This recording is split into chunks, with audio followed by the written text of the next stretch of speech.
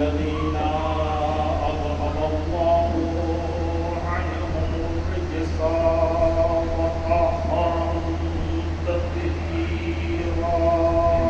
اللهم صل على محمد وآل محمد. واللعنة الدائمة الباقية على أعدائهم أجمعين من الآن إلى قيام يوم الدين. أما بعد، فقال أبو عبد الله الصادق عليه السلام: بسم الله الرحمن الرحيم.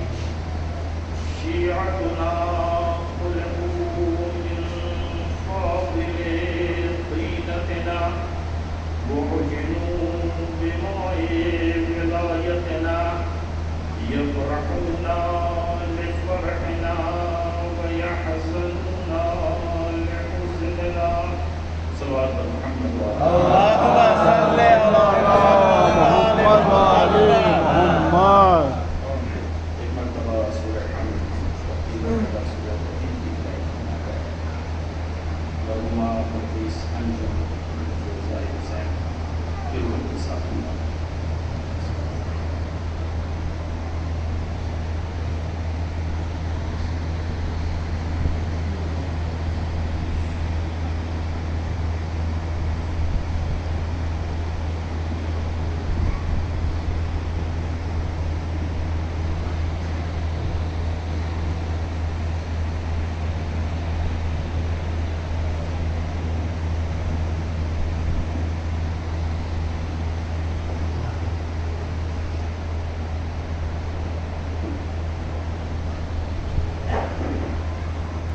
محمد وآل محمد صلی اللهم صل على محمد وآل محمد. حضرت امام جعفر صادق اللهم صل على محمد وآل محمد. کے ایک بہت اہم فرمان کے ذیل میں گفتگو کا آغاز کرتا رہا. امام فرماتے ہیں: شیعتنا خلقوا من فاضل طینتنا. ہمارے شیعہ کون؟ سوال کیا جا رہا ہے امام علیہ السلام سے کہ آپ کے شیعہ کون؟ ان کی ذات کیا ہوتی ہے؟ ان کے صفات کیا ہوتے ہیں؟ ان کا اخلاق کیا ہوتا ہے؟ یہ وہ فرمائشات ہیں جو امام نے تاکید کی ہے کہ ہمارے ہر شیعہ کو معلوم ہونی چاہیے. تو اس لیے آج یہ گفتگو ہے چونکہ مرحومہ کے سارے ثواب کی مجلس ہے. آپ خطابہ سمجھ کے مت سنیے گا، بلکہ چونکہ مجلس چہلو ہے اور اگر ہمارے ذہن میں یہ بیٹھ جائے کہ امام نے کیا بتایا ہے، شیعہ کون ہوتا ہے، اس کی ذمہ داری کیا ہے، تو پھر جو مقصد مجلس ہے وہ حاصل. امام نے فرمایا کہ شیعتنا خلقوا من فاضل طینتنا. امام صفات کی کوئی گفتگو نہیں کرتے، ان کی صفات کیا ہوتی ہیں، ان کی کوالٹیز کیا ہوتی ہیں، وہ بات کی باتیں. سب سے پہلے جو ان کی خلقت ہے، جو ان کا وجود ہے، ہمارے شیعوں کا جو وجود ہے اس کو سمجھو. چونکہ یہ چیزیں اضافی ہوتی ہیں، ان کے صفات کیا ہیں، ان کے اعمال کیا ہیں. جو سب سے اہم چیز ہے وہ یہ ہے کہ جو ان کی ذات ہے، ان کا وجود ہے، وہ کیا ہے.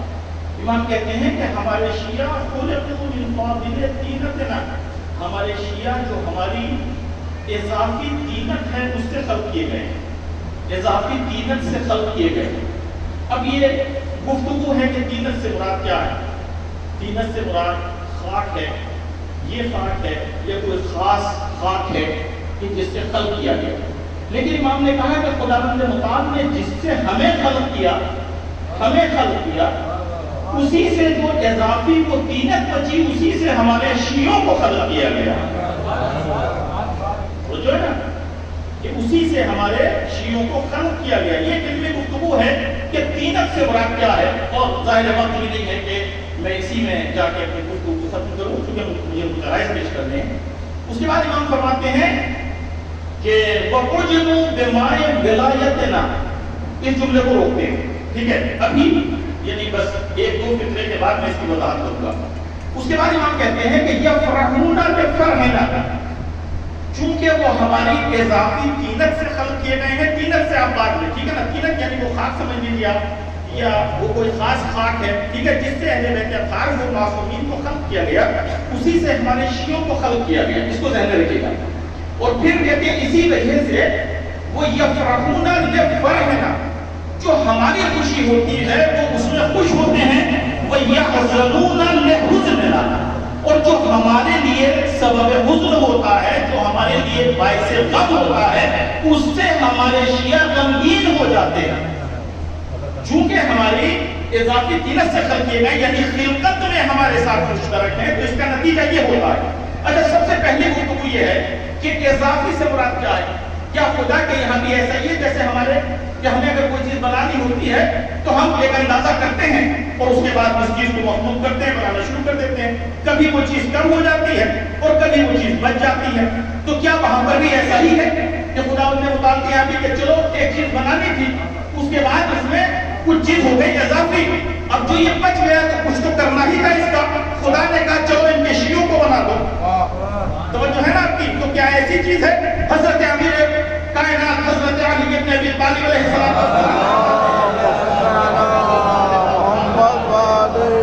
کہ خدا نے مطالعہ کوئی عمل بے حساب نہیں ہو سکتا، وہ خالق ہے، ورنہ خالق اور مخلوق میں پھر فرق ہی کیا رہ جائے گا. کہا نہیں، بلکہ خدا بند متعال نے پہلے ہی یہ ارادہ کیا تھا کہ ان کو بنانے کے بعد مجھے کچھ اور افراد بنانے ہیں. پہلے ارادہ کیا گیا، اس کے بعد اسی کے اعتبار سے اس کو خلق کیا گیا. تو اس مطلب اضافی کا مطلب یہ ہے کہ پہلے سے قصد کیا گیا، پہلے سے ارادہ کیا گیا، اور اس کے بعد جب ایک کوئی چیز ہو، چونکہ امام نے کہا تینت آپ ذہن میں رکھیں، اور مٹی اور کیا اس میں دوسری گفتگو ہے. اب اسی طرح کسی چیز کو نہیں بنایا جا سکتا. اب امام کہتے ہیں کہ جب اس کو بنانا تھا، اس سے کسی چیز کو بنانا تھا، تو کسی بھی چیز کو اگر بنایا جاتا ہے تو پہلے اس کو خمیر کیا جاتا ہے. آپ ایک کاٹھی لے لیجیے، اگر آپ ہاتھ سے کسی چیز کو بنانا چاہیں گے تو اس کو پہلے خمیر کریں گے، اس کو گوندیں گے، اس کو نرم کریں گے، اس کے بعد ہی تو بنائیں گے نا. اب دیکھیے امام نے کیا کہا، ولایتنا، خدا بند متعال نے جب ہمارے شیعوں کے بنانے کا ارادہ کیا تو وہ طینت تو وہ لی جو ہم سے بچ گئی تھی، لیکن جب اس کو خمیر کرنے کا ارادہ کیا تو کس چیز سے خمیر کیا؟ ہماری ولایت کے پانی سے اس کو خمیر کیا. ہماری ولایت کے پانی سے اس کو خمیر کیا. نہ خاک کوئی معمولی خاک ہے، اللہ اکبر، نہ پانی کوئی معمولی پانی ہے. اب اس کے بعد یہ جو خمیر ہو رہا ہے، اس لیے ان شیعوں کی تخلیق کی جا رہی ہے جن کو شیعان علی ابن ابی طالب کہا جاتا ہے. صحابہ محمد علیہ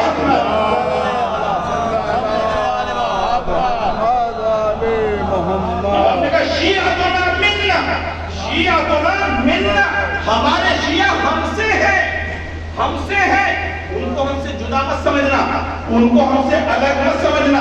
ان کا وجود ہمارے وجود سے متصل ہے. اللہ اکبر، بڑی اہم چیزیں ہیں. اور یہ حدیثیں وہ ہیں کہ جن کے لیے کہا گیا ہے کہ امرنا صعب مستصعب، کہ ہمارا جو امر ہے وہ بڑا سخت ہوتا ہے، ہر کوئی اس کو حاصل نہیں کر سکتا. وہ جو راز کی باتیں ہیں نا، انہی میں سے آج میں نے ایک حدیث کا انتخاب کیا ہے. شاید اپنی گفتگو یہاں پر اس گفتگو میں اپنے اس مقصد کو، اس حدیث کو باتیں کر سکوں. امام نے کہا خلقت کیسے ہوئی؟ خاص طینت سے، اس طینت سے جس سے ان کی خلقت ہوئی، اور ایک خاص پانی سے، ولایت علی اور ولایت اہل بیت کے پانی سے اس کو خمیر کیا گیا. اور پھر امام کہتے ہیں یہی وجہ ہے کہ یفرحون لفرحنا، کہ ان کی اپنی کوئی خوشی نہیں ہوتی، ان کا اپنا کوئی غم نہیں ہوتا، بلکہ وہ ہماری خوشی میں خوش ہوتے ہیں، ہمارے غم میں غمگین ہو جاتے ہیں. اللہ اکبر. جب ان کے یہاں کوئی خوشی ہوتی ہے تو خوشی ان کی ہوتی ہے، وہ محفل ہماری کرتے ہیں. جب ان کے یہاں کوئی غم ہوتا ہے تو غم ان کا ہوتا ہے، مجلس وہ ہماری کرتے ہیں. عزیزو، یہی وجہ ہے کہ ہمارے یہاں اگر کوئی خوشی ہوتی ہے تو ہم ان کے فضائل و مناقب بیان کر کے خوش ہوا کرتے ہیں. اگر ہمارے یہاں کوئی غم ہوا کرتا ہے تو ہم اپنا غم بھول جاتے ہیں، اپنا غم بھول جاتے ہیں، اور اپنا غم بھول کر ہم سیدہ طاہرہ اور ان کے نام کی فرش عزا بچھاتے ہیں. عزیزو، یہ دنیا ہے، دنیا کے لیے کیا نہیں کرتی. دولت کے لیے اس دنیا میں کیا نہیں ہوتا آپ روزانہ دیکھتے رہتے ہیں. بڑی معمولی سی بات ہے کسی کو اذیت پہنچانا, کسی کو آزار پہنچانا, حتیٰ کہ کسی کو قتل کر دینا دنیاوی حصول کے لیے, پیسوں کے حصول کے لیے یہ دنیا کا طریقہ ہے. لیکن چونکہ ہم ان سے جڑے ہوئے ہیں تو ہم ان کے اوپر نہ صرف مال خرچ کرتے ہیں بلکہ اپنی اولاد میں قربان کرتے ہیں, اپنی جانیں میں قربان کرتے ہیں, اور ان کی ماں میں جتنی قربانی دیتے جاتے ہیں اتنی خوشی محسوس کرتے جاتے ہیں. محمد وآل محمد.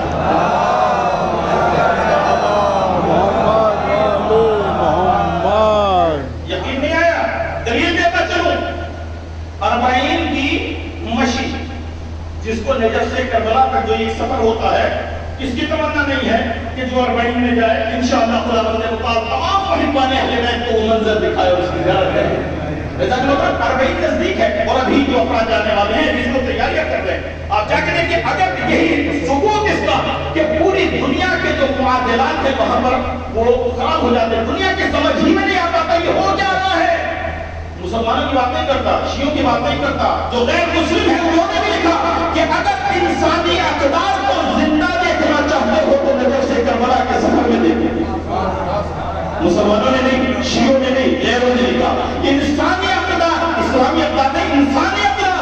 اگر تم انسانی اقدار دیکھنا چاہتے ہو, انسانی ویلیو دیکھنا چاہتے ہو, زندہ مجسم تو اس سفر میں دیکھو جو پوری کائنات میں کہیں نظر نہیں آئے گا, وہ وہاں پر نظر آئے گا. کیا نظر آئے گا؟ میں ایک چیز کے بارے میں گفتگو نہیں کر سکتا, مختصر طور پر ایک مثال حاضر دوں گا. ہر وہ چیز کے جو انسان گوارا نہیں کرتا.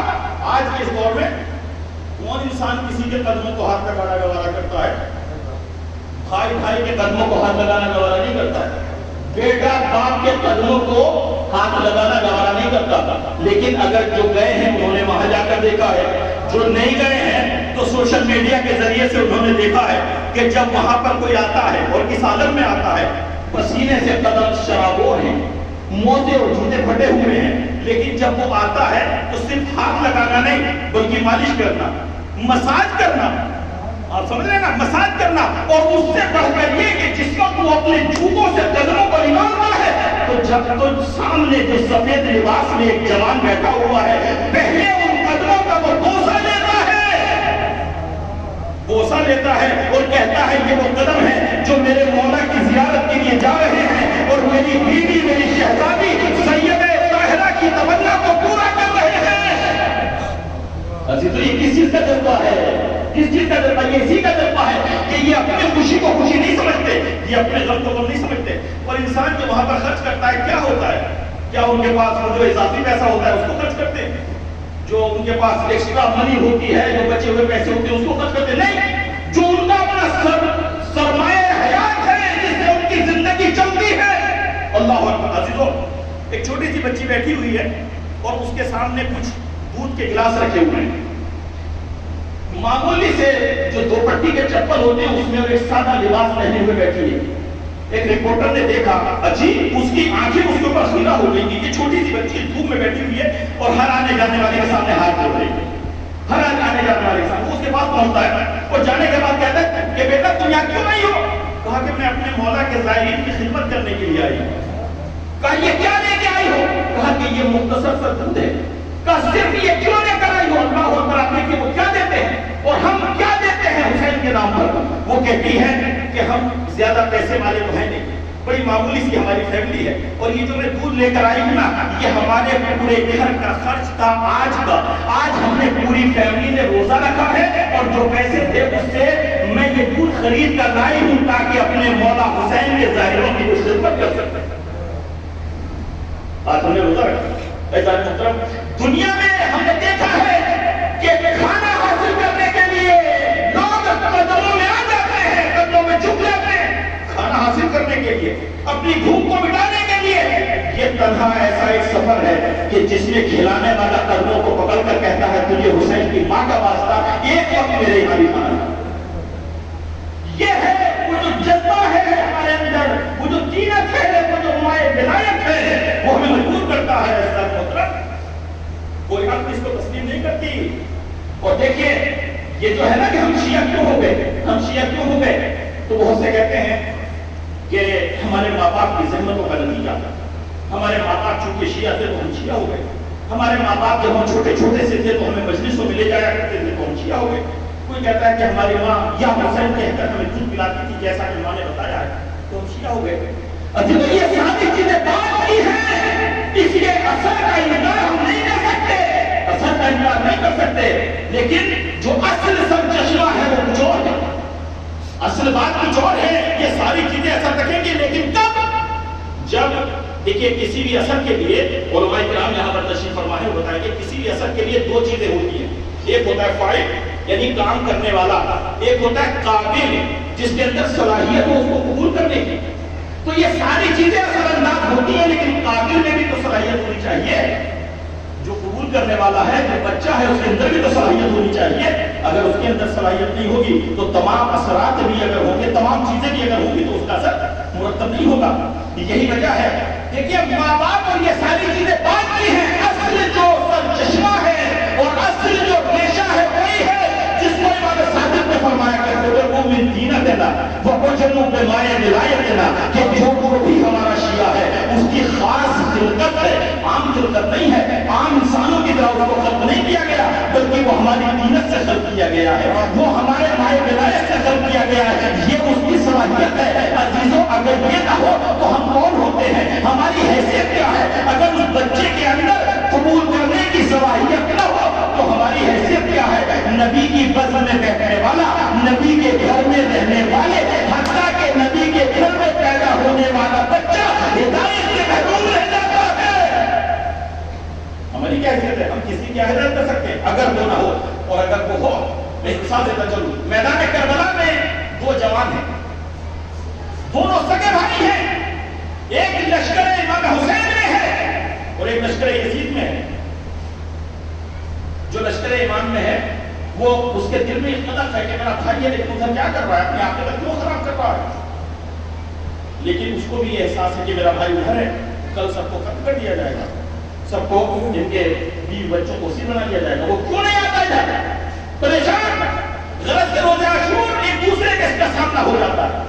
جب دونوں سگے بھائی ہیں, آپ دیکھیں دونوں کی ماں ایک, دونوں کا باپ ایک, دونوں ایک ماحول میں پلے ہیں, ایک ماحول میں پلے ہیں.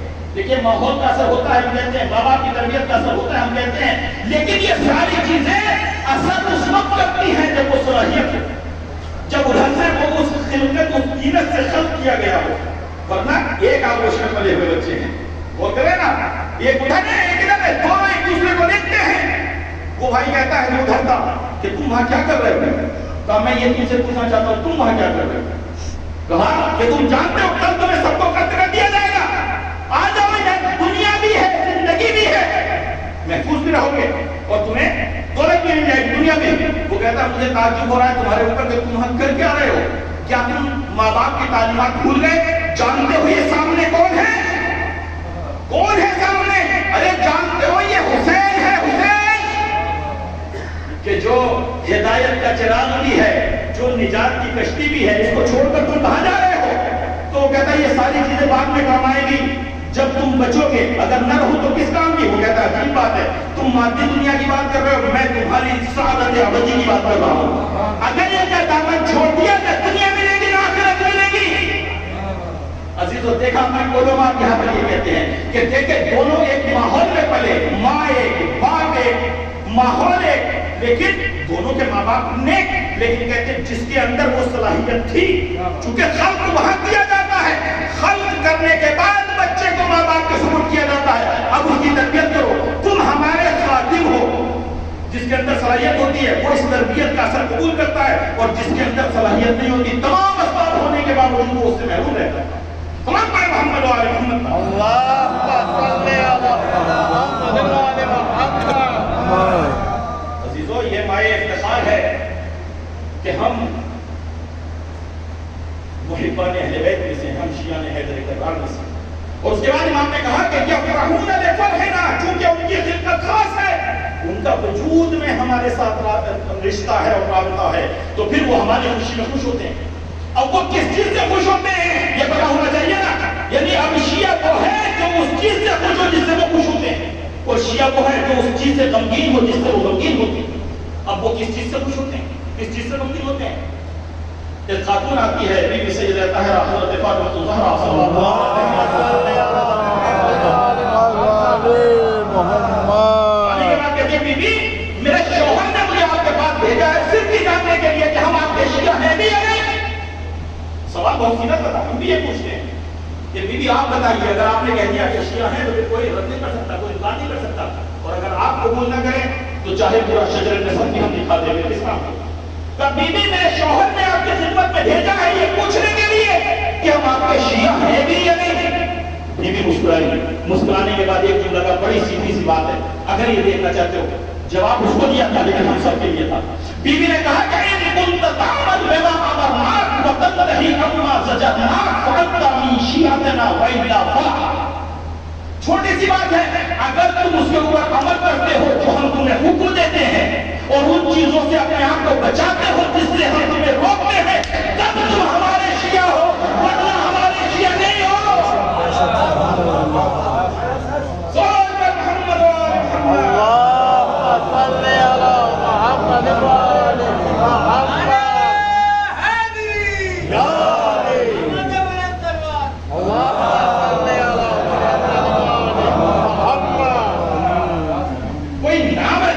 شیعہ نہیں ہوتا, کوئی شیعہ گھرانے میں پیدا ہو جانے سے شیعہ نہیں ہوتا. شیعہ وہ ہوتا ہے کہ ان كنت تعمل بما امرناك, اگر تم اس چیز کے اوپر عمل کرتے ہو جو ہم تمہیں حکم دیتے ہیں, وتنتهي عما زجرناك, اور جس سے ہم تمہیں روکتے ہیں, اگر تم اس سے روکتے ہو تو فانت من شیعتنا, تب تو تم ہمارے شیعہ ہو, والا فلا, ورنہ تمہارا شیعہ سے کوئی تعلق نہیں. تو شیعہ ہوا ہے کہ جب رحمتہ نے فرحنا, جو ان کی خوشی سے خوش ہوتا ہے, وَيَحْزُنُونَ لِحُزْنِنَا, اب اہل بیت خوش ہوتے ہیں اطاعت پروردگار سے, تو اگر شیعہ ہے تو وہ اطاعت پروردگار سے خوش ہوگا. اہل بیت ناراض ہوتے ہیں معصیت پروردگار سے, بی بی نے جو کہا معصیت پروردگار سے اہل بیت کے افراد ناراض ہوتے ہیں, تو اگر شیعہ ہے تو معصیت پروردگار سے گناہ کرنے کے بعد اس کو خوشی محسوس نہیں ہوگی. اللہ اکبر, گناہ کرنے کے بعد اس کو خوشی محسوس نہیں ہوگی, اسے اذیت ہوگی. عزیزان محترم, اب معیار دیکھتے چلے جائیے کہ کیا واقعی ہمیں وہی چیزوں سے خوشی ہوتی ہے. اہل بیت کس چیز سے خوش ہوتے ہیں؟ کیا اہل بیت اس چیز سے خوش ہوتے ہیں کہ میرے پاس بینک بیلنس بہت ہے؟ ہوں گے. اگر آپ کا بینک بیلنس غریبوں کے خدمت خلق کے لیے کام آ رہا ہے تو ضرور خوش ہوں گے. لیکن خالی یہ کہ میں دیکھ کے خوش ہوتا ہوں میرے پاس تو اتنے ہو گئے, میرے پاس تو اتنی دولت ہے, میرے پاس تو اتنی پراپرٹی ہے, میرے پاس تو اتنے گھر ہیں, میرے پاس تو اتنے گودام ہیں, کیا خالی ان چیزوں سے اہل بیت خوش ہوں گے؟ ایسا نہیں, ان سے خوش نہیں ہوں گے. بلکہ اگر واقعی خداوند متعال نے آپ کو دیا ہے تو پھر یہ دیکھنا پڑے گا کہ آپ نے قوم کے لیے کیا کیا ہے, آپ نے ملت کے لیے کیا کیا ہے. اگر آپ نے واقعی غریبوں کو سہارا لگایا ہے, اگر آپ نے یتیموں کا ہاتھ تھاما ہے, اگر آپ نے اپنے ضرورت مند رشتہ داروں کے ساتھ صلہ رحمی کا حق ادا کیا ہے, سبحان اللہ, تو واقعی وہ خوش ہوں گے. لیکن اگر تمہارے پاس ہے تو بہت کچھ, لیکن نہ قوم کو, نہ رشتہ داروں کو, نہ غریبوں کو, نہ یتیموں کو, کسی کو کوئی فائدہ نہیں پہنچا, تو انسان سے بتائیں گے کیا ہے اس سے خوش ہوں گے؟ ایسا نہیں, بالکل خوش نہیں ہوں گے. اسی صورت میں خوش ہوں گے. اور سب سے بڑی چیز یہ ہے, جو سب سے بڑی ذمہ داری ہے ہر مسلمان کی, وہ یہ کہ تم نے قوم کے بچوں کی ہدایت کے لیے اور ان کی تعلیم کے لیے قوم سے کارنامہ انجام دیا. اگر خداوند متعال نے آپ کو دیا ہے تو یہ پیسہ, یہ دولت آپ اس کے مالک نہیں ہے, یہ آپ کے پاس امانت ہے, اس کا حساب دینا بہت سخت ہو جائے گا. اور سب سے زیادہ اگر آپ کے پاس مسائل تھے اور بچوں کی تعلیم کا سلسلہ آپ شروع کر سکتے تھے یا اس میں مدد کر سکتے تھے, تو سب سے بڑا حساب اس کا ہوگا, چونکہ علم سب سے اہم چیز ہے. خیر, یہ میرا موضوع نہیں ہے, تو میں یہ کر رہا تھا. اب ایسا یہ جو رابطہ ہے اہل بیت اطہار کے ساتھ, ہماری ذمہ داری صرف اتنی ہے کہ ہم اس رابطے کو محفوظ رکھیں. کہیں ایسا نہ ہو کہ شیطان اس رابطے کو منقطع کر دے. شیطان سے بچانا ہے اس رابطے کو, کہ جو ہم ادھر سے خرچ ہوئے ہیں ہمیں اس کو محفوظ رکھنا ہے. اور عزیزان محترم, اس طرح وہ کیسے کرتا ہے جو رابطہ منقطع کرتا ہے, ہمیں اس کی حفاظت کرنی ہے. ہمیں, وہ بہت چالاک ہے جو شیطان ہے, انہ لکم عدو مبین, انسان کا کھلا ہوا دشمن ہے. وہ کبھی کسی ایسے راستے پر آپ کو نہیں جانے دے گا کہ جو آپ کے لیے مفید ہے. اور سب سے بڑا راستہ جو ہدایت کا راستہ ہے, نہ جانے کن کن طریقوں سے انسان کو گمراہ کرے گا. خدا بندے متعال نے, دیکھیں معصوم نہیں ہے, غلطیاں ہم سے ہو جاتی ہیں, لیکن خدا نے راستہ رکھا کہ تم پلٹ کے آ جاؤ. اور دیکھیں جو پلٹ کے آنے کا مسئلہ ہے، اگر راستہ بھول گئے گاڑی غلطی سے چلے گئے، ٹھیک ہے، پلٹ کے آ جاؤ، ایک دفعہ نہیں کل تو پلٹ کے آؤ۔ سب سے بڑا انتظار کرنے والا خدا متعال ہے، اور اس کے بعد جو انتظار کر رہا ہے وہ ہمارے زمانے کا امام ہے۔ اس لیے کہ تم معمولی نہیں ہو، تم ایسے نہیں چھوڑا جا سکتا، تم بڑی عظیم مخلوق ہو، تمہیں پلٹ کر رہا ہے۔ اور اگر اب وہ شیطان کیسے کیسے گمراہ کرتا ہے عزیزو، جو ہمارے یہاں بھی پایا جاتا ہے، ایک ایران کے شاعر تھے جن کا نام تھا حاجی بروجردی، حاجی بروجردی، بہت بڑے شاعر ہیں۔ انہوں نے ایک شعر کہا، پورا قصیدہ کہا مولا کائنات کی شان میں، اور اس کے بعد ایک شعر ان کا یہ تھا کہ حاجب اگر محاسب محشر باعلیس من ضامن ہر چے بخواہت گناہ کن۔ اس کا مطلب یہ ہے کہ حاجب اگر محاسب حشر باعلیس، اے حاجب اگر حساب و کتاب روز محشر کا علی کے ہاتھوں میں ہے، اور علی کے ہاتھوں میں ہے، مولانا تشریف فرمائے سورہ غاشیہ کی آیت ہے کہ اِنَّا إِلَيْنَا إِيَابَهُمْ وَإِنَّا عَلَيْنَا حِسَابَهُمْ۔ امام سے پوچھا گیا، امام نے کہا کہ یہ جو آیت ہے یہ ہمارے شیعوں کے بارے میں، اور ہمارے شیعہ جب آئیں گے اِنَّا إِلَيْنَا إِيَابَهُمْ، جب یہ آئیں گے نا روز محشر تو یہ ہماری طرف آئیں گے، اِنَّا إِلَيْنَا، یہ ہماری طرف آئیں گے، إِيَابَهُمْ ان کی بازگشت ہماری طرف ہوگی، وَإِنَّا عَلَيْنَا حِسَابَهُمْ، اور ان کا حساب و کتاب بھی ہم کریں گے، ہم کریں گے ان کا حساب و کتاب بھی۔ اچھا ہم اسی کو خیر غلط مطلب لے لیتے ہیں کہ اب تو علی کو حساب و کتاب کرنا ہے، علی تو قصیر النار والجنہ ہے، اب تو جیسے ہم چاہیں گے ایسا ہو جائے گا۔ کیا ایسا ہو جائے گا کہ جیسے ہم چاہیں گے؟ ہم تو کیا ہیں، علی تو خود اپنی مرضی سے بھی کچھ نہیں کرتے، اپنی مرضی سے بھی کچھ نہیں کرتے علی۔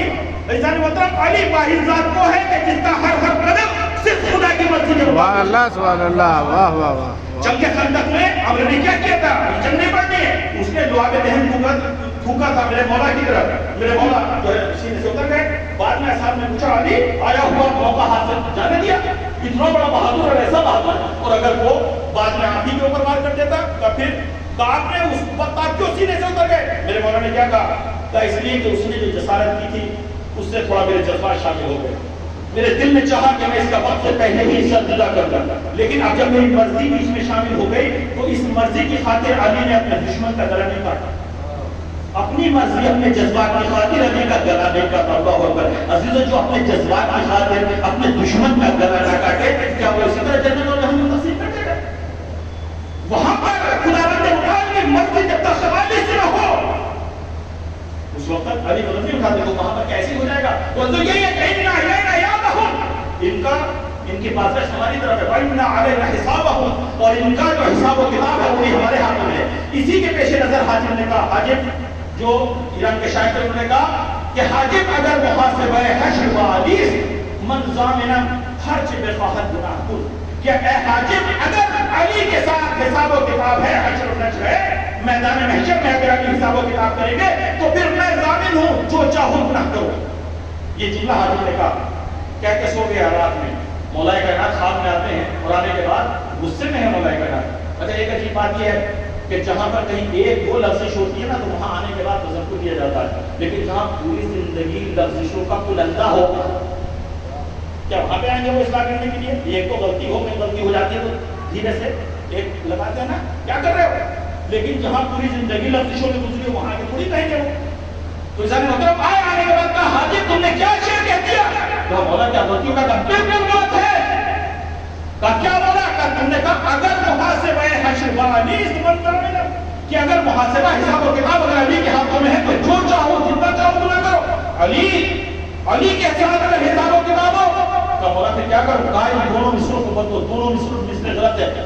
امام نے کہا مصرع اس طریقے سے کہو کہ حاجب یقین محاسبہ حشر باعلیس، وہاں انہوں نے اگر استعمال کیا تھا شک کی صورت، اگر ہوتا شک اگر ایسا ہو اگر ویسا ہو، وہاں مولا کائنات نے کہا یقیناً تمہارا حساب و کتاب ہمارے ہاتھ میں۔ حاجب یقین محاسبہ حشر باعلیس، یقیناً حساب و کتاب ہمارے ہاتھوں میں ہے، لیکن اس کے بعد کہتے ہیں کہ شرم از رخ علی کن کم تر گناہ کن، لیکن جب تمہیں یہ یقین ہو گیا، اللہ اکبر، جب تمہیں یہ یقین ہو گیا کہ تمہارا حساب و کتاب علی کے ہاتھوں سے ہونا ہے، تمہیں سب سے پہلے علی کو دیکھنا ہے، تو تم جو علی والے بن کر زندگی گزارتے ہو اب تھوڑا شرم کرو، اس لیے کہ تمہیں سب سے پہلے علی کو اپنا چہرہ دکھانا ہے، علی کے اس چہرے سے تھوڑا شرم کرو، اور جتنا کم ہو سکے اتنے گناہ کرو. صلوات محمد و آل محمد. صلی اللہ محمد محمد. محترم تو یہ ہے مسئلہ.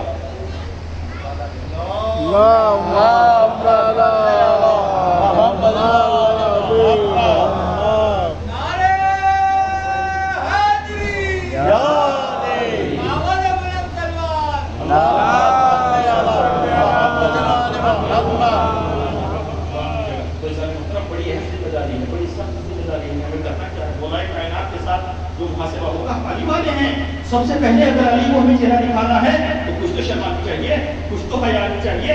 ہمیں تو یہ بتایا گیا ہے, لیکن ایسا پھر بھی ہم سے غلطی ہو جاتی ہے, پھر بھی ہم سے لفظ ہو جاتی ہے. تو خدا بندے مطالعہ نے کہا گھبرانے کی ضرورت نہیں ہے, ہم نے تمہارے لیے ایک راستہ رکھا, واپس پلٹ کے آ جاؤ. اللہ اکبر.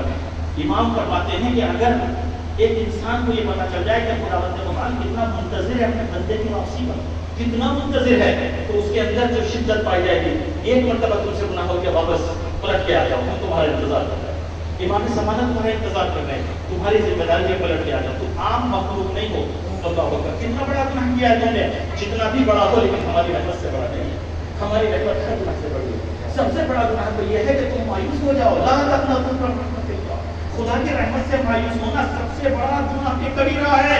اس کی رحمت سے کبھی مایوس نہیں ہونا. ایسا محترم ایک والی ہے ہارون رشید کا, جس کا نام ہے حمید ابن قتبہ.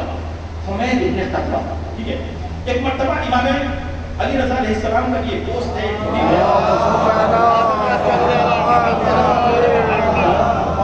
وہ ایک مرتبہ بغداد جاتا ہے, حمید ابن قتبہ سے ملاقات کرتا ہے. حمید ابن قتبہ کو دیکھا کہ رمضان کا مہینہ ہے اور وہ کچھ کھانے میں مصروف. ایک مرتبہ جو عبداللہ ابن البزاز جس کا نام ہے, جو امام کا صحابی ہے, امام کا شاگرد ہے, اس نے ایک مرتبہ سوال کیا کہ حمید کیا کہیں سفر کا ارادہ ہے, کیا سفر پر جا رہے ہو یا سفر سے آئے ہو یا مریض ہو یا کوئی ایسی مشکل ہے کہ جو تم روزہ نہیں رکھ رہے ہو. اس نے کہا نہیں, نہ سفر پر جانا ہے, نہ سفر پر سے واپس آیا ہوں, نہ مریض ہوں. کہا پھر رمضان کے مہینے میں تم تو یہ کھا رہے ہو, یہ عجیب بات ہے. اللہ اکبر.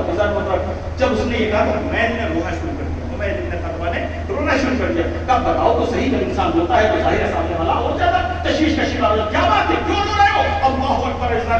ایک مرتبہ وہ کہتا ہے کہ میں نے ایک اتنا بڑا گناہ انجام دیا ہے, اتنا بڑا گناہ انجام دیا ہے کہ اس کے بعد میں مایوس ہو چکا ہوں. خدا بندے مطالعہ مجھے بخشنے والا نہیں ہے, خدا کی رحمت میرے شامل حال ہونے والی نہیں ہے. کہا حمید آخر ایسا کیا ہو گیا؟ کہا کہ میں بغداد کا والی تھا. ایک مرتبہ میں ہارون رشید کے پاس بیٹھا ہوا تھا تو مجھے بلایا گیا, اور بلانے کے بعد یہ کہا کہ تمہیں آج اپنی وفاداری ثابت کرنی ہے. کہا مجھے کرنا کیا ہے؟ کہا تم اس غلام کے ساتھ جاؤ, یہ جو کچھ کہے تمہیں وہ انجام دینا ہے. حمید اس کے ساتھ جاتا ہے. وہ کہتا ہے کہ بغداد کے زندان میں پہنچا تو مجھ سے یہ کہا گیا کہ دیکھو ان 60 افراد کے چہروں کو دیکھو. وہاں پر 60 افراد 60 بزرگ موجود تھے. کہا یہ ہے کون؟ کہا یہ علوی سادات اور محبان علی کے 60 قبیلوں کے بزرگ اور رئیس جن کو گرفتار کر کے یہاں پر لایا گیا ہے, اور تمہارا کام یہ ہے کہ تمہیں اپنی تلوار سے ان سب کو قتل کرنا.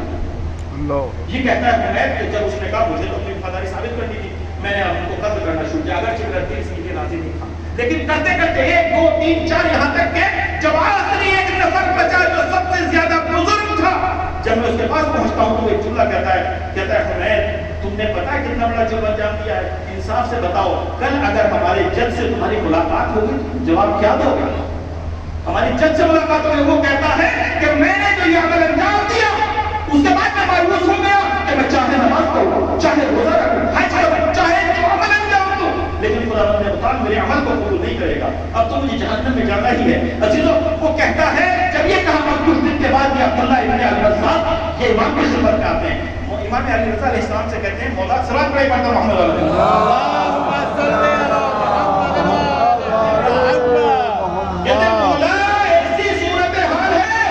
مرتبہ میرے مولا نے سنا, اور سننے کے بعد کہتے ہیں اللہ اکبر. کہتے ہیں وائے ہو حمید ابن قتبہ پر, اس لیے کہ اگر وہ اس کا شکار نہ ہوتا, اگر وہ مایوس نہ ہوتا, اللہ اکبر, اگر وہ مایوس نہ ہوتا اور سچے دل سے خدا کی بارگاہ میں توبہ کرتا, خدا میرے بعد اس کی توبہ کو بخش دیتا. یہ اس سے زیادہ برا ہے کہ وہ خدا کی رحمت سے مایوس ہو گیا. مایوس نہیں ہو, جتنا بڑا تمہارا گناہ ہے اس کی رحمت سے بڑا نہیں ہے. کچھ بھی تم نے اگر کیا ہے, کوئی بھی گناہ کیا ہے, پلٹ گیا ہے. خدا بندے مطالب تمہارا انتظار کر رہا ہے. اور عزیزوں کیسے انتظار کر رہا ہے؟ ایک آیت ہے، امام فرماتے ہیں معصوم کے جملے ہیں کہ قرآن کریم میں اس آیت کے ہونے کے بعد اگر کوئی انسان بخشا نہ جائے تو وہ شقی ترین انسان ہے. انسانوں میں بدبخت ترین انسان ہے وہ کہ جس کی بخشش نہ ہو سکے. کون سی آیت ہے؟ امام کہتے ہیں کہ اس آیت کا انداز ہے کہ علماء کرام تشریف فرمائے. امام کہتے ہیں خدا بندے مطالب فرماتا ہے قل یا عبادی الذین اسرفوا. خود نہیں کہتا، یہ نہیں کہتا یا ایھا الذین آمنوا، اے صاحبان ایمان، ڈائریکٹ خطاب نہیں کرتا. یہ نہیں کہتا یا ایھا الناس، اے لوگوں، ڈائریکٹ خطاب نہیں کرتا، بلکہ اپنے حبیب سے کہتا ہے اللہ اکبر، قربان جائیں ہماری جانیں اہل بیت اطہار پر جنہوں نے ہمیں ایسے راستے دکھائے. اگر پھر بھی ہم ان سے فائدہ نہ اٹھا سکے جیتو ہم معصوم نہیں ہیں، گنہگار ہیں، لیکن پلٹ کے آنا ہے تب تک آخر ان کو انتظار کرائیں گے. امام کہتے ہیں کہ خداوند مطالب ڈائریکٹ خطاب نہیں کرتا بلکہ اپنے رسول سے کہتا ہے میرے حبیب میرا بندہ مجھ سے ناراض ہے، میرا بندہ مجھ سے ناراض ہے. یہ نہیں کہتا کہ اس نے غلط کام کیا ہے تو میں اس سے ناراض ہوں. کہتا ہے میرے حبیب میرا بندہ مجھ سے ناراض ہے، میں اپنے بندے سے ڈائریکٹ کیسے کہوں؟ میرے حبیب تم میری طرف سے کہہ دو قل یا ایھا الذین اسرفوا یا عبادی الذین اسرفوا. اور پھر امام کہتے ہیں لفظ استعمال کیا؟ عبادی، اے میرے بندے، اے میرے بندو. خدا کہہ رہا ہے تم نے جو کچھ بھی کیا ہو لیکن تم میرے بندوں ہو، میرے بندے ہو. میرے حبیب ارے میرے بندوں سے کہہ دو الذین علی انفسہم اسرفوا، جنہوں نے اپنے نفس کے اوپر ظلم کیا ہے، لا تقنطوا من رحمت اللہ، خداوند مطالب کی رحمت سے مایوس نہ ہو. ان اللہ یغفر الذنوب جميعا، خداوند مطالب تمہارے تمام گناہوں کو بخشنے والا، تمام گناہوں کو بخشنے والا. اس سے بڑی ضمانت کیا چاہیے ہمیں؟ وہ وقت کب آئے گا جب ہم پلٹیں گے. امام انتظار کر رہے ہیں، خدا انتظار کر رہا ہے. عزیزان محترم، کہیں ایسا نہ ہو کہ ہم اسی انتظار میں رہیں کہ ہم کر لیں گے توبہ. موت کسی کو موقع نہیں دیتی. عزیزوں شیطان خدا بندے مطالب نے باب التوبہ بنایا ہے. باب التوبہ مجلس جہل ہے نا، لیکن اس لیے ضروری ہے یہ پیغام آپ تک پہنچے. اس لیے کہ اگر کسی کے ایک ذہن میں ایک معمولی حدیث میں بیٹھ گئے تو مرنے والی کی مغفرت کے لیے بھی اور ہم سب کی مغفرت کے لیے وہ کافی ہے. عزیزان محترم، خدا نے باب التوبہ بنایا تمہارے لیے باب التوبہ. اور ایک چیز اور عرض کروں کہ ایسا ہدیہ الہی ہے جو توبہ ہے کہ جو مخصوص ہے محبان حیدر کرار سے. علی والوں کی خالی توبہ قبول ہوتی ہے، اس کے علاوہ باقی جتنے بھی ہیں ان کی توبہ چاہے جس طرح کرنے قبول نہیں ہوتی، کیونکہ حدیث ہے اس کے اوپر. اور عزیزوں باب التوبہ کون ہے؟ باب التوبہ ہمارے اہل کے افعال ہیں. ان کے پاس آؤ، ان کے در پر آنے کے بعد ان کے وسیلے سے تم خداوند مطالب کی بارگاہ میں استغفار کرو، خداوند مطالب سے دعا کرو. باب التوبہ کس طریقے سے باب التوبہ ہے؟ عزیزوں قرآن کریم کی آیت قولوا حطۃ ادخلوا الباب سجدا نغفر لكم خطاياكم وسنزيد المحسنين. یہ بنی اسرائیل کا واقعہ ہے کہ بنی اسرائیل نے جب اتنا بڑا گناہ کیا کہ خداوند مطالب نے ان کے اوپر غضبناک ہو کر ان کو ابال دیے، ٹکنے گمراہ ہونے کے لیے چھوڑ دیا. جب وہ آج گناہ گئے ہوتے اور اپنے نبی کے پاس پہنچے کہ آخر کریں کیا، کب تک ہم یہاں گمراہ ہوتے رہیں گے؟ صبح میں سفر شروع کرتے ہیں اور پوری رات 24 گھنٹے یعنی پورے دن پوری رات چلنے کے بعد جب دیکھتے ہیں تو پھر وہی آگے نہیں رہ پاتے. کیا کریں؟ انہوں نے کہا کہ ایک دروازہ ہے کہ جس کا نام ہے حطہ، تم اس میں داخل ہو جاؤ اور زبان پر تمہاری ہونا چاہیے حطۃ حطۃ حطۃ، سجدہ کرتے جاؤ اور حطۃ کہتے جاؤ، صرف حطۃ. خداوند مطالب تمہارے تمام گناہوں کو بخش دے گا. امام جعفر صادق علیہ السلام کا دربار ہے. صحابی نے سوال کر لیا مولا یہ کیا مطلب ہے، حطہ آخر ہے کیا؟ اللہ اکبر. امام علیہ السلام فرماتے ہیں کہ جانتے ہوئے کیا ہے، یہ بھی ایک راز ہے، یہ ایک شارٹ فارم ہے، یہ کوڈ ورڈ ہے خداوند مطالب نے جس کو سکھایا. کیا مطلب ہے؟ کہا ان کو بتایا یہ گیا تھا یہ حطۃ ہوتا ہے نا جیسے شارٹ فارم ہوتے ہیں، مثلا کہتے ہیں WHO، ٹھیک ہے، یہ ایک شارٹ فارم ہے. اسی طرح آپ کیا مثلا کتنے تو کہا اسی طریقے سے یہ بھی کہا اس کا فل فارم کیا ہے، پوری عبارت کیا ہے. اللہ اکبر. امام کہتے ہیں ان سے کہا یہ گیا تھا کہ جب تم اس دروازے میں داخل ہونا تو تم سجدہ کرنا اور زبان پر یہ ہونا چاہیے اللہم انی اسألک بحق محمد وعلی وفاطمہ والحسن والحسین ان تحط عنا سیادنا. خدایا ہم تجھے محمد کا واسطہ دیتے ہیں، ہم تجھے علی کا واسطہ دیتے ہیں، ہم تجھے فاطمہ کا واسطہ دیتے ہیں، ہم تجھے حسنین کا واسطہ دیتے ہیں،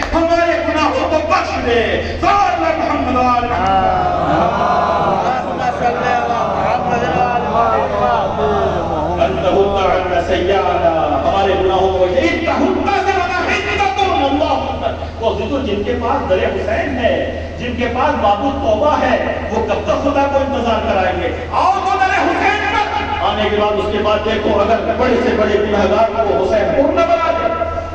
محترم ہم نے کتنا بڑا گناہ کیا؟ خود جیسا تو پھر بھی گناہ نہیں ہے نا، انہوں نے کتنا بڑا گناہ کیا تھا، لیکن در حسین پر آؤ تو صحیح، لیکن شرط یہ ہے کہ ان کی تباہ جیسے پورا آیا۔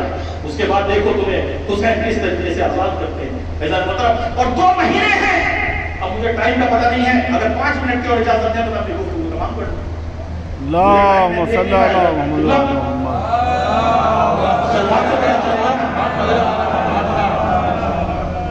مطلب 2 مہینے خدا نے 2 مہینے رکھے، باب توبہ 2 مہینے ایسے ہیں جس میں خاص طور پر انتظار ہوتا ہے، کاش اب میرا دن آ جائے، کاش اب میرا دن آ جائے۔ کون کون سے 2 مہینے؟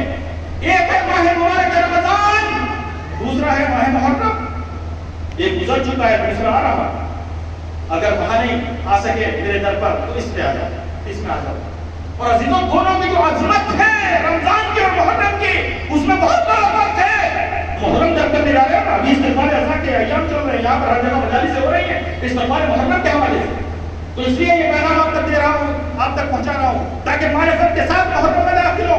رمضان وہ مہینہ ہے کہ خداوند متعال جس کے لیے ایسے انسان کو نہیں بلاتا کہ اب تم 30 دن کے روزے رکھو، تجھے پتا ہے کہ ابھی تیار نہیں ہے، کہتا ہے کہ ہاں پہلے 2 مہینے اور روزے رکھو، شعبان میں بھی روزے رکھو، رجب میں بھی روزے رکھو، تاکہ تم ماہ مبارک رمضان کو درک کر سکو۔ 2 مہینے کے روزے مستحب ہے اور اس کی بہت فضیلت ہے، یعنی 2 مہینے خداوند متعال تیار کرتا ہے تاکہ رمضان کو جا کر درک کر سکو۔ لیکن محرم کیا ہے؟ دیکھیے امام حسین علیہ السلام کے صدقے میں محرم کو کیا عظمت تھی، امام علیہ السلام کا مقام کیا ہے، اور یہاں پر کتنا زیادہ کتنا انسان یہاں پر بخشا جاتا ہے۔ وہاں 2 مہینے تیار ہونے کے لیے یہاں کے بارے میں آپ سنیں گے؟ آپ ایک کتاب ہے نہ جانے کس عروج سے لکھی تھی شیخ عباس قمی نے، جس کو اخت القرآن کہا جاتا ہے، جہاں بھی قرآن ہوگا اس کے برابر میں رکھی ہوئی ملتی ہے۔ کون سی کتاب ہے جی؟ مفاتیح الجنان، مفاتیح الجنان ہر گھر میں ہوتی ہے، ٹھیک ہے، جہاں قرآن ہے اس کے برابر، اس کو کہتے ہیں اخت القرآن، ٹھیک ہے، وقت نہ جانے کس عروج سے لکھی تھی، یعنی شیخ عباس قمی نے جو اس مقام پر پہنچے جہاں قرآن وہاں مفاتیح الجنان۔ آپ اٹھا کے دیکھ لیجیے، پوری کتاب مت پڑھیے، صرف فہرست پڑھیے جو بعد زیارت امام حسین علیہ السلام، امام حسین علیہ السلام کی زیارت کہاں کہاں کس کس دن مستحب ہے، آپ اس کو دیکھیے۔ محرم اور رمضان کا کتنا فرق ہے، اگر ان موقعوں سے فائدہ نہ اٹھا سکے تو واقعی ہمیشہ کی طریقے کے ساتھ ایسا محترم آپ دیکھیے شب جمعہ امام حسین علیہ السلام کی زیارت کی شب ہے، کہا گیا کہ اگر وہاں تم نہ جا سکو امام کے روزے میں تو اپنے گھر پہ کھڑے ہونے زیارت پڑھ لیا کرو روزے جمعہ۔ اس کے بعد آپ عیدیں لے لیجیے، جتنی بھی عیدیں ہیں، شب قدر امام حسین علیہ السلام کی زیارت مستحب، عید غدیر، عید مباہلہ، عید فطر، عید قربان۔ اس کے بعد پھر آپ شروع سے محرم میں 10 محرم کو امام کی زیارت ہے نہیں، زیارت عاشورہ جس کو روزانہ پڑھنے کی تاکید ہے، اس کے بعد زیارت اربعین، اس کے بعد ہر مہینے کی پہلی تاریخ کو اور درمیانی تاریخ کو اور آخری تاریخ کی زیارت آپ پہلے بتا کے دیکھ لیجیے گا، ٹھیک ہے، اور اس کے بعد رجب کی خاص تاریخوں کی زیارت ہے، غرض کے جب بھی کسی امام کی ولادت، نیمہ شعبان 15 شعبان امام حسین علیہ السلام کی زیارت مستحب، کسی بھی امام کی ولادت ہو امام حسین علیہ السلام کی زیارت مستحب، کوئی بھی خوشی کی تاریخ ہو امام حسین علیہ السلام کی زیارت مستحب، کوئی بھی غم کا دن ہو امام حسین علیہ السلام کی زیارت مستحب، سمجھ رہے نا؟ یہ تو کی زیارت کے اعتبار سے۔ اس کے بعد ایک کتاب ہے شیخ صدوق کی ثواب الاعمال، انسان کے اعمال کا ثواب کیا ہوتا ہے، اس میں اب آپ آ جائیے۔ ہم سے کہا جاتا ہے نماز پڑھنی ہے، سجدہ ویسے بھی کر سکتے ہو تم کسی بھی اس چیز پر جس پر سجدہ جائز ہے، یعنی جو کھائی اور کہیں نہیں جاتی نا، آپ لکڑی پر بھی کر سکتے ہیں، آپ تختے پر بھی کر سکتے ہیں، آپ کاغذ پر بھی کر سکتے ہیں، لیکن اگر تم نے خاک شفا پر سجدہ کیا تو کتنا ثواب؟ 70 برابر ثواب۔ امام فرماتے ہیں کہ 7 حجاب خداوند متعال ہٹا دیتا ہے، یعنی 7 بارڈر ہیں انسان کے عمل کے، جب نماز پڑھتا ہے انسان تو وہ 7 بارڈر یعنی عبور کرنا ہوتا ہے اس کو 7 منزلوں سے، ہر جگہ چیک کیا جاتا ہے اس کی نماز کو، بندوں کے حقوق ادا کیے نہیں کیے، مثلا کوئی اس کے اوپر وہ تو نہیں ہے، تمام چیزیں، لیکن اگر تم خاک شفا پر سجدہ کرو گے تو ڈائریکٹ ان تمام حجابات کو ختم کر کے تمہاری نماز جو ہے وہ باقاعدہ خداوندی سے ٹکرائیں گے۔ اس کا مطلب یہ نماز کی بات ہے۔ اگر پانی پینا ہے تو سلام پر یا حسین، سلام پر حسین، السلام علیکم یا محمد اللہ، اگر پانی پینا ہے، کہا جاتا ہے نا کہ جب بھی پانی پیو، امام کی تمنا بھی ہے کہ جب پانی پینا تو میری پیاس کو یاد کر لینا ہے۔ اس کے بعد سونے کا ارادہ کرتے ہو، کتاب سماعت العمل میں سونے کا ارادہ کرتے ہو تو پہلے ایک مرتبہ کربلا کا رخ کرو، اس کے بعد تو السلام علیکم یا ابا عبداللہ، پھر اس کے بعد اپنے بستر پر لیٹو۔ رات میں اگر کروٹ بدلو تو اس وقت السلام علیکم یا ابا عبداللہ، یعنی نہ انسان کا کوئی وقت ایسا گزرے جب حسین کی یاد نہ ہو، نہ انسان کا کوئی عمل ایسا ہو کہ جب حسین کی یاد نہ ہو۔ اعمال تم اپنے انجام دیتے جاؤ لیکن حسین کو ہمارے یاد کرتے جاؤ۔ عزیزان محترم، یہ ہے محرم اور رمضان کا فرق کہ رمضان کے لیے خداوند متعال نے صرف 2 مہینے بنائے ہیں کہ پہلے اپنے آپ کو ان میں تیار کرو، اس کے بعد تم رمضان تک پہنچو۔ لیکن محرم کی وہ عظمتیں ہیں کہ خداوند متعال نے 11 مہینے بنائے ہیں کہ پہلے ان 11 مہینوں میں اپنے آپ کو تیار کرو، پھر محرم تک پہنچو۔ محمد و آل محمد۔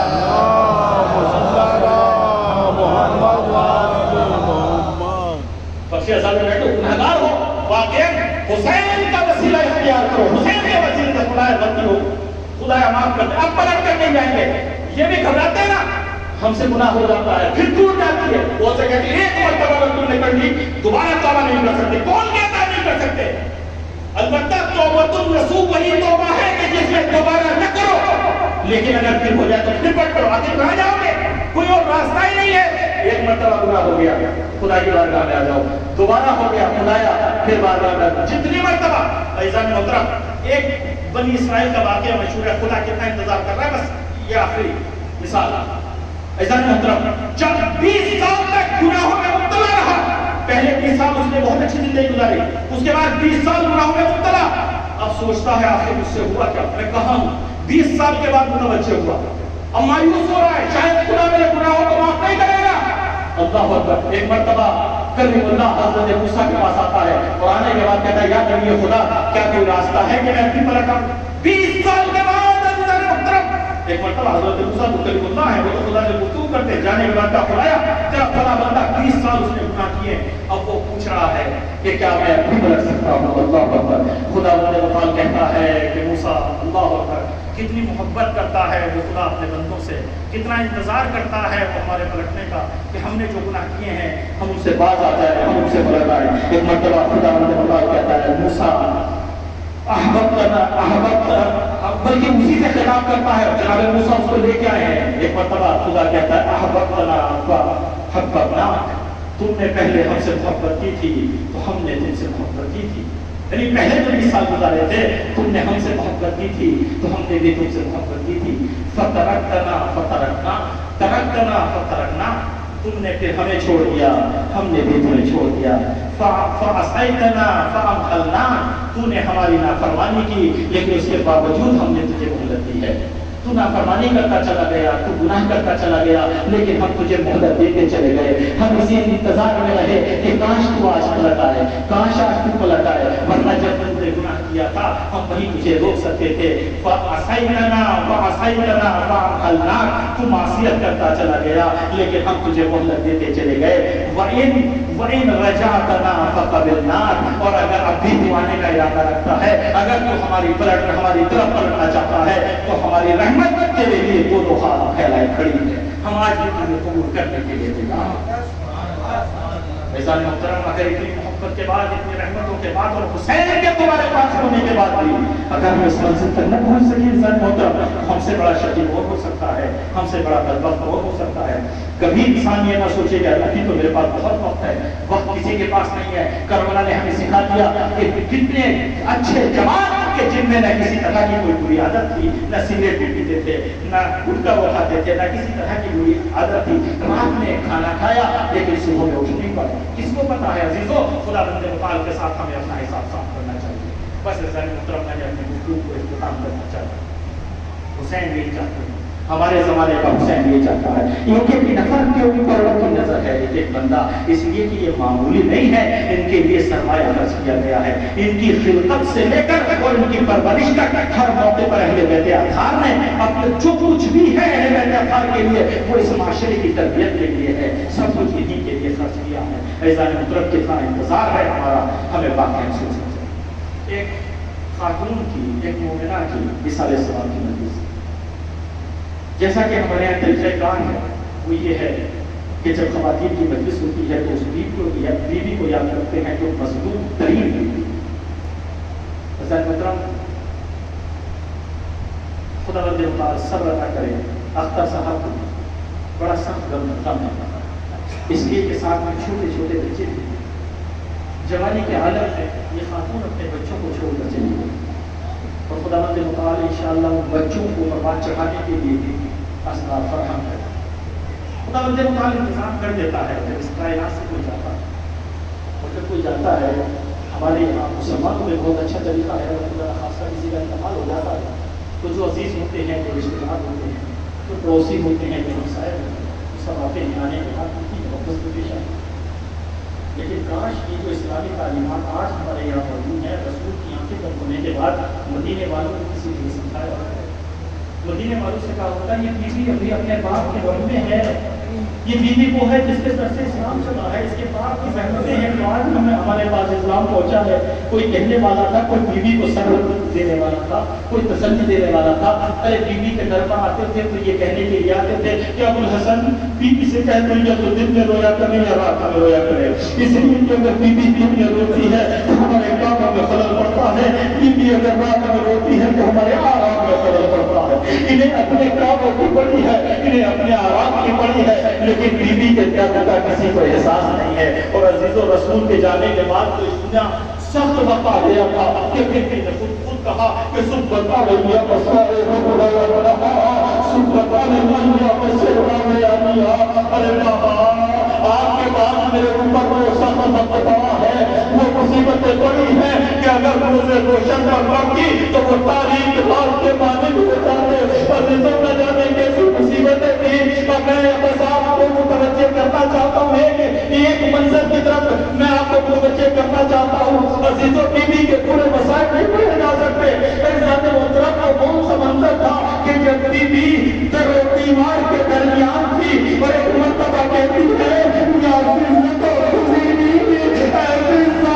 ارے آؤ مجھے سنبھالو، ارے میری مدد کرو، ارے میرا موسم شہید ہو گیا، میں ہاتھوں کو چھوڑ کر دوڑنا میری بیوی، ارے میری شہزادی آج 1400 سال کے بعد بھی اگر ہم پر کوئی مصیبت پڑتی ہے تو ہم علی کو بلاتے ہیں، ہم کہتے ہیں یا علی مدد، ارے بیوی تیرے سامنے تو علی موجود تھا، تو نے کیوں نہیں کہا یا علی مدد؟ عزیز و شاید بیوی کہے ارے میں جانتی تھی میرا مولا کتنا مجبور ہے، اس لیے کہ علی کے گلے میں رسد پڑ چکی تھی، اللہ نے مطلب کتنا سخت وقت بیوی کے لیے۔ اور عزیزوں چھوٹے چھوٹے بچے اس لیے کہ ابھی تو بیوی گزری ہے اس میں چھوٹے چھوٹے بچے چھوڑے گا، لیکن عزیزوں آپ دیکھیں تو صحیح وہ بچے آپ کے بابا کا سایہ بھی اللہ نے مطلب بابا کو قید کر محنت کر کے کرتے ہیں۔ ایک مرتبہ حسنین کریمین کو دکھوان ہے کہ کیا کرے، اور بیوی کا عالم یہ ہے کہ بیوی زخم کی تعمیل نہ پا رہی ہے، کبھی آپ کو بچاتا ہے، بیوی کبھی بے ہوش ہو جاتی ہے، کبھی ہوش میں آتی ہے تو سبحان اللہ یہ جملہ ہے اے ابو الحسن، اے ابو الحسن، ارے میرے مولا کو کہاں لے کر چلے گئے، ارے میرا مولا کہاں چلا گیا؟ اللہ بیوی مرزا کہتی ہے بیوی ارے ذرا اپنے زخم کو دیکھیے،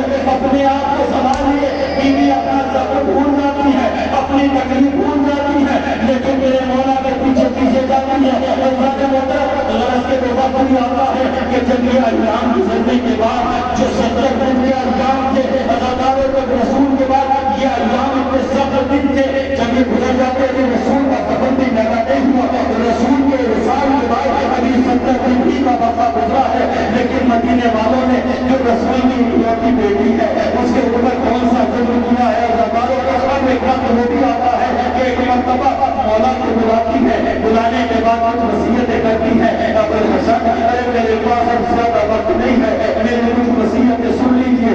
بیوی کہتی ہے ابو الحسن ارے سب سے پہلی وصیت تو یہ ہے کہ وصلنی باللیل، ارے ابو الحسن مجھے رات کی تاریکی میں غسل دینا، کفنی باللیل، مجھے رات کی تاریکی میں کفن دینا اور مجھے رات کی تاریکی میں دفن کرنا۔ ازاداروں مختلف وصیتیں ہیں، غرض کے مرتبہ کی بھی جب یہ وصیتیں کر گزرتی ہیں کہتی ہے ابو الحسن میں تم سے چند وصیتیں اور کرنا چاہتی ہوں۔ کہا بیوی بتائیے تو صحیح کیا وصیتیں ہیں؟ کہا ابو الحسن ایک سب سے اہم وصیت یہ ہے کہ تمہیں تو معلوم ہے کہ جو میرا چھوٹا شہزادہ ہے، جو میرا حسین ہے، اسے پیاس بہت لگتی ہے۔ ابو الحسن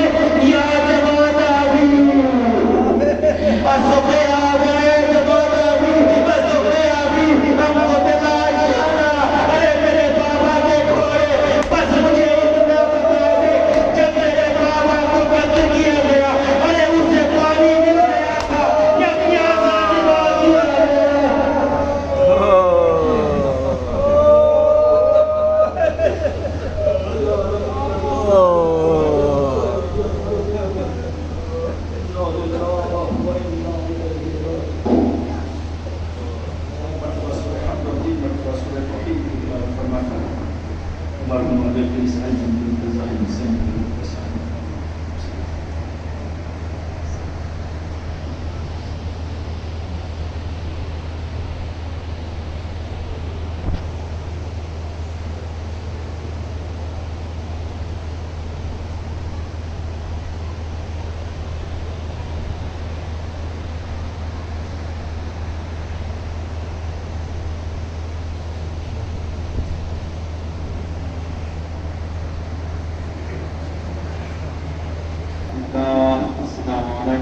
رسول الله.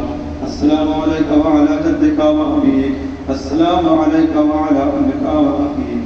السلام عليكم ورحمة الله وبركاته. السلام عليك مولاي يا غريب الغرباء.